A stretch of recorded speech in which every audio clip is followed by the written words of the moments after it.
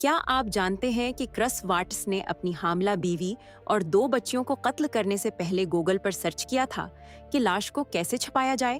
अगस्त 2018 में क्रस वाटिस एक प्यारा खानदानी आदमी लगता था, लेकिन जब उसकी बीवी शिनान और बेटियां गायब हो गईं, तो पुलिस की बॉडी कैम फुटेज ने उसका अजीब रफ्तार जाहिर किया। तहकीकात में पता चला कि क्रस का खुफिया रिश्ता था और उसने मंसूबाबंदी से ये जुर्म किया था। उसने अपने खानदान को कत्ल करने के बाद लाशों को तेल के टैंक में छिपाया। पुलिस और मीडिया के सामने उसने बेशर्मी से झूठ बोला, लेकिन जब सबूत उसके खिलाफ आने लगे तो वो टूट गया।